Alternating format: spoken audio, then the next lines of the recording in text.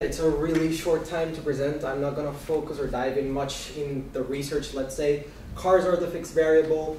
iPads are the, let's say, the one variable that we actually can work with and decide whether to use it or not. So I'm going to focus more on the magnitude and just give a little quick snapshot on how good they are right now. Right now, 1 in every 5 adult American owns a tablet computer.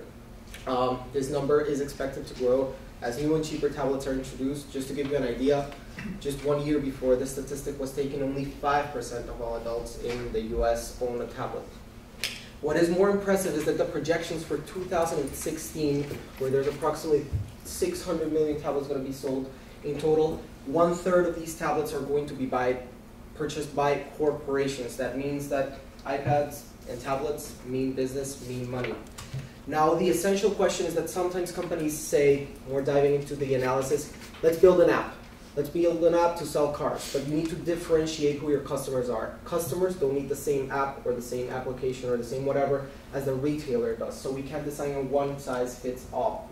So a consumer might need something more like pictures. As we find, consumers like pictures, they don't like video, they like specs. But a retailer on a floor in a dealership might need inventory, might need financing tools. Those things we do not need in a consumer app. So it is important to differentiate these two when designing the product.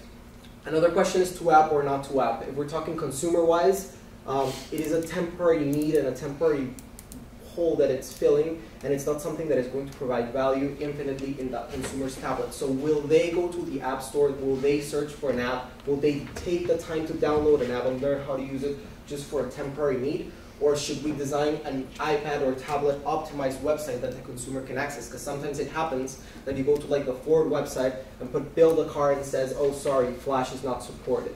So what should we do in that respect? And finally, we need consistency. The digital experience needs to be consistent with all our other advertising and marketing. I'm going to take Ford again as an example. They have a tool, a really awesome build a car tool for their Mustangs. However, when you go to the iPad, it glitches. When you go online, it works fine. But then when you go to build a car and you actually want to price it and quote it, you're taking to another not so cool experience with different images, with not so much interactive content, and then the magic is lost. And then like everything that had built on the application, once you're in the financing part, is lost.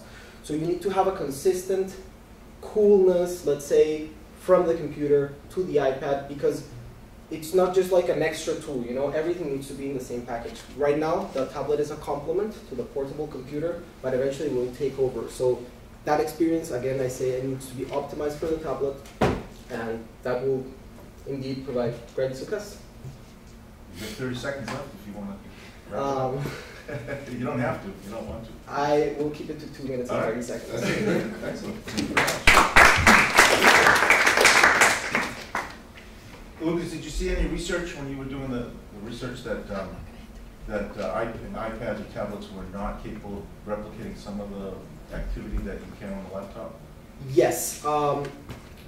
Let's say the primary example for that is, and the biggest, like, let's say, critique for the iPad is that it can't play Flash. Yeah. Apple has always been reluctant to pay Adobe to match with their software. Right.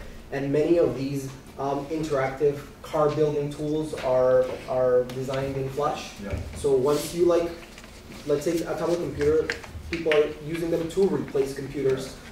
When they go to that experience, they can't build a car. And building the car is one of like the nicest experiences. And as Matt said, they like pretty pictures and they like interacting with the pictures. Got it. So okay. So that experience becomes detrimental to the consumer. Excellent.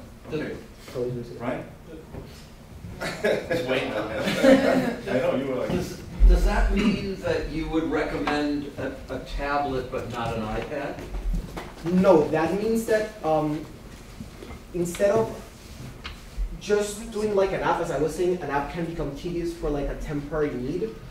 There are tablet optimized websites. When you access a website, the website knows if you're accessing it from a touch device. So you can optimize your website for it to function in iPad, for example. So instead of programming with Flash, you can program with HTML5, which provides the same benefits, but can be used in an iPad. Okay, gotcha. You know, if you go back to the original